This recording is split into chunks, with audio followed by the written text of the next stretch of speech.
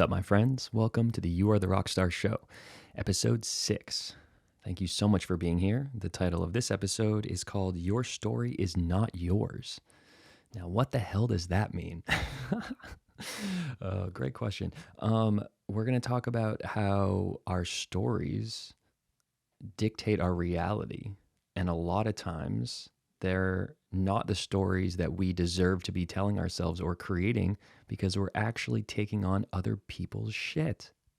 Who would have thought? Who would have thought? And then there's also a lot of freedom in sharing your story, and we'll get to that. But before we get into that, I realized the last episode I forgot to drop in and meditate with you guys. So, right where you are, whatever you're doing, just relax your shoulders. If you can, close your eyes. Obviously, if you're doing something that requires your attention, be mindful. And then take a nice big breath in from your nose. Slower, deeper breath out from your mouth. Inhale real deep. And exhale, soften, let it go. One more. Biggest breath in you can from your nose. And then let the air just fall from your mouth. Relax.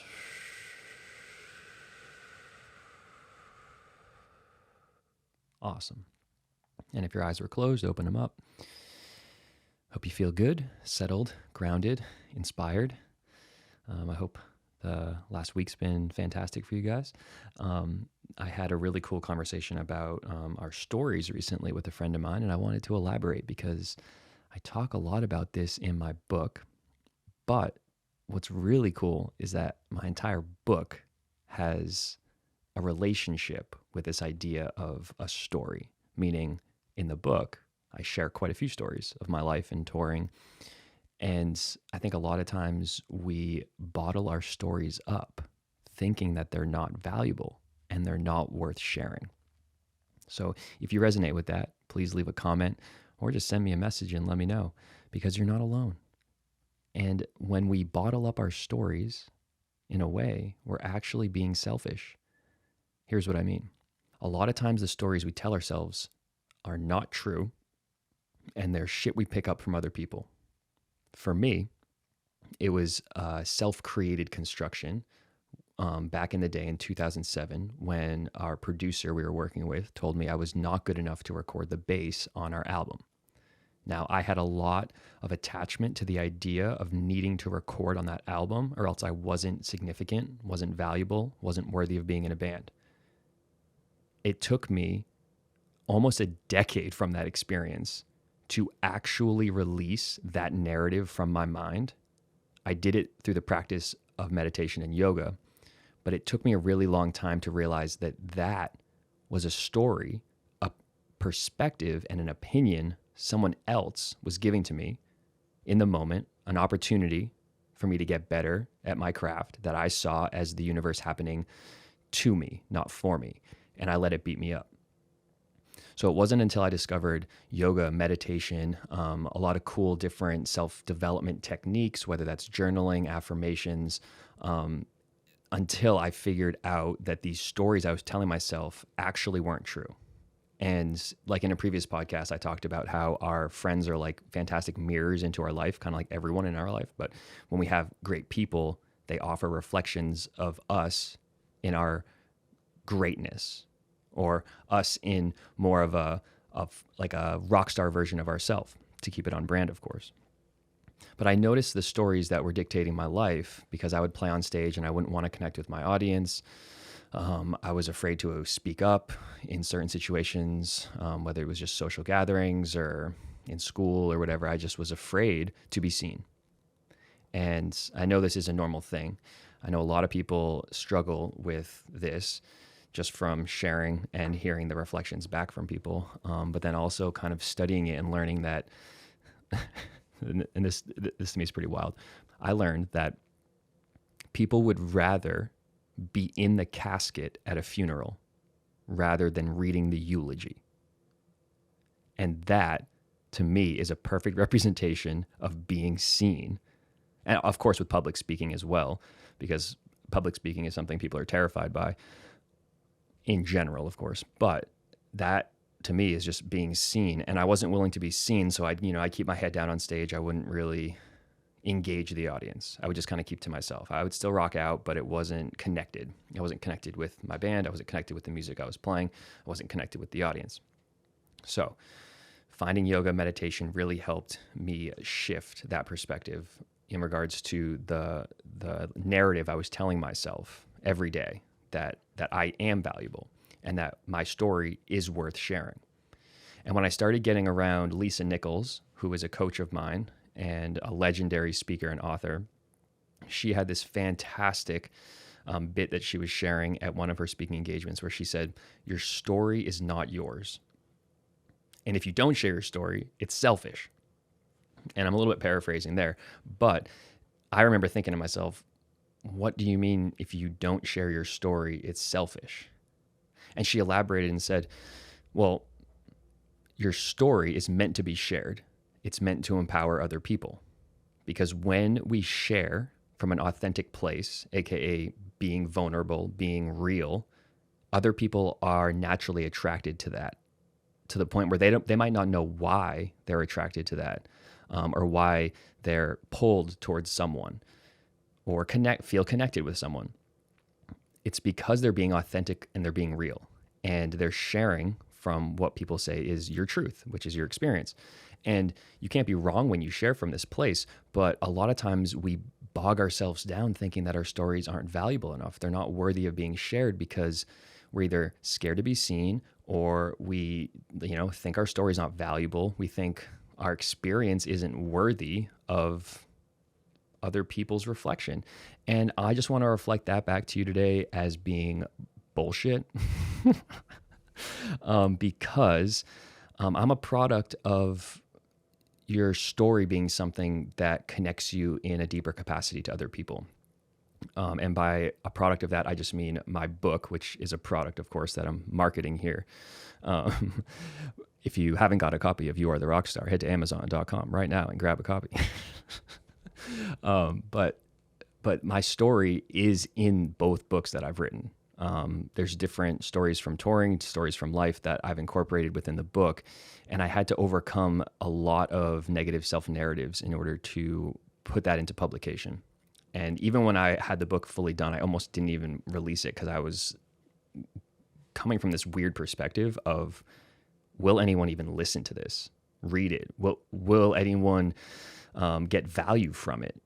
Or will I just get ridiculed and will it just fall on deaf ears? And I had to just surrender and realize that the story I was telling myself was just BS. It just wasn't true. And I think we do that a lot in our lives. We dilute ourselves down. I like to say it's like we're Diet Coking ourselves down, and thinking that we're not valuable, we're not good enough, and our story can't impact people. When it doesn't have to be shared on Instagram TV, it doesn't have to be shared on, mass platforms. You can have conversations on the daily that are empowering for other people as well as yourself, where you share your story and your experience, and you will empower people by sharing your story. So, if writing a book's not your thing, or if, starting a podcast or posting on social media isn't really your thing, just realize you are legitimately living a creation of your mind every day. So that narrative is important to look at.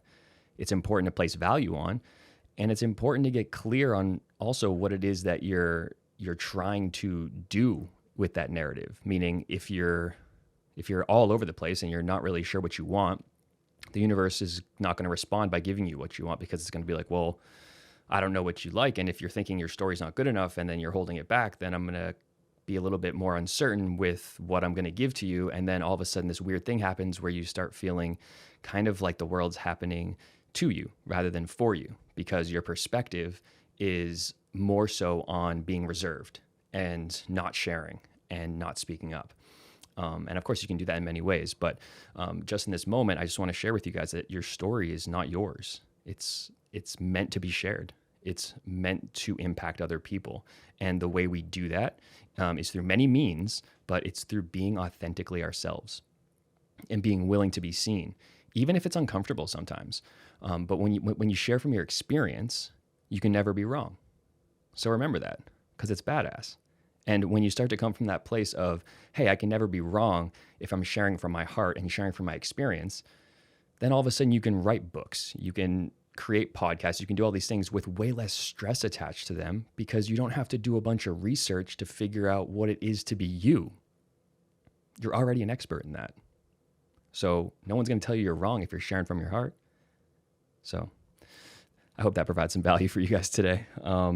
It has for me in my life tremendously. And your story is meant to be shared. So just remember that. If you're kind of sitting on the sidelines being like, I don't know if I should share this, I don't know if, I'm valuable, whether that story is trying to come out through a creative means like a painting or music, or it could be coming out more in like a text format through a book, or maybe audio, like an audiobook. I don't know. Again, it kind of comes back for me, like, what's your yoga? What's your thing that creates flow state for you? You could have multiple ones, but it kind of comes back to what makes you light up, what makes you feel alive, because that is a way that you can express your story in different ways. And of course, traditionally it might be more in a conversational sense, but just think about it from a creative sense. When you express yourself, you release a lot of the bogged down energy that gets clogged and, just feels like crap. And that's what I let fester for like 10 years after this producer told me that I wasn't good enough. Through those 10 years, I discovered yoga and meditation and everything, but it wasn't until I really went deep into my practices of those things, years into finding them, that I really started to step into the whole like, I have to give less F's what people think. And most importantly, I have to give less F's what I think. And I know that might be weird for some people to hear, but think about it. Because if you're in your own head sometimes as much as I am, thinking your story might not be valuable or people might not connect with it, then you really need to work on giving less F's what you think, because you're wrong. Remember, you can never be wrong if you're sharing from your experience. But where I think you can be wrong is not sharing your truth, your expression, your experience with other people, because you're essentially blocking other people from feeling expansive and creating the space wherever you go for people to feel like they can express themselves. So I'm just going to leave you guys right there with that one. Went at it real quick. But thank you for taking the time to join here. These are just relatively short podcasts that are fun. And if you're interested, you can kind of dive more into the topics that we're chatting about in either of my books, You Are the Rock Star, both 1 and 2, available on Amazon. And I appreciate you guys. Shout out to the sponsor, Presence, the app that makes the magic happen. They're the sponsor for the show. I just finished a mindfulness event with them where we were doing an online retreat, and it was so beautiful. I got to share for 30 minutes about some of the things we were talking about here, about sharing our stories, and also, why me, try me mindset and all that fun stuff from my books. So if you haven't checked out the Presence app, make sure you check it out. I do meditations on the app. It's really epic, and it sends you reminders throughout the day of your intentions. It helps you kind of wind down before bed, and it just is an app that feels good to use. So I'll put a link in the bio, and if you want, you can check it out. There's a free trial there. But shout out to them. Love them. They're an amazing company, and super stoked to have them as a sponsor. So keep rocking the rest of your day. I will talk to you guys soon. Thanks again for taking the time to join and listen to You Are the Rock Star show. I love all you guys, and I'll talk to you soon. Peace.